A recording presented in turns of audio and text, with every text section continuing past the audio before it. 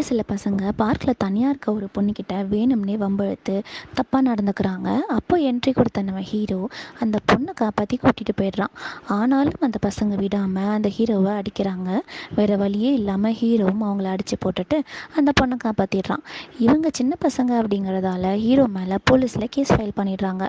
அந்த கேஸ் சார்ஜில் இருக்க போலீஸ்கிட்ட ஹீரோவோட ஃப்ரெண்ட்ஸ் எல்லாரும் ஒவ்வொருத்தராக போய் அந்த போலீஸ்காரர் எங்கே போனாலும் விடாமல் ஃபாலோ பண்ணி ஹீரோ நல்லவன், அந்த பசங்க தான் அந்த பொண்ணுக்கிட்ட தப்பாக நடந்துக்க ட்ரை பண்ணாங்கன்னு சொல்லி புரிய வைக்கிறாங்க.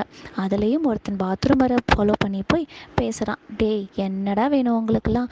ஒரு சுச்சு போக கூட விடாமல் என்னை ஏன்டா இப்படி டார்ச்சர் பண்ணுறீங்க? அந்த பசங்க தப்பு பண்ணாங்கன்னு சொல்கிறதுக்கு எந்த ஒரு சாட்சியும் இல்லை. அந்த பொண்ணும் பேச மாட்டேங்கிறா. நான் என்னடா பண்ணேன் அப்படின்னு போலீஸ்காரர் கத்துறாரு. அப்போது அங்கே வர நம்ம ரிப்போர்ட்டர் அதே கேஸ் பற்றி விசாரிக்க நம்ம போலீஸ்காரருக்கு டென்ஷன் ஆகிடுறாரு. அதுக்கப்புறம் ஹீரோயின் போய் அந்த பொண்ணுக்கிட்ட பேசா, நீ ஏதாச்சும் ட்ரை பண்ணால் மட்டும்தான் ஹீரோவை காப்பாற்ற முடியும்னு சொல்லி புரிய வைக்கிறா. அந்த பொண்ணு சைகையிலேயே பார்க்கில் நடந்த எல்லாத்தையும் எக்ஸ்பிளைன் பண்ணுறா.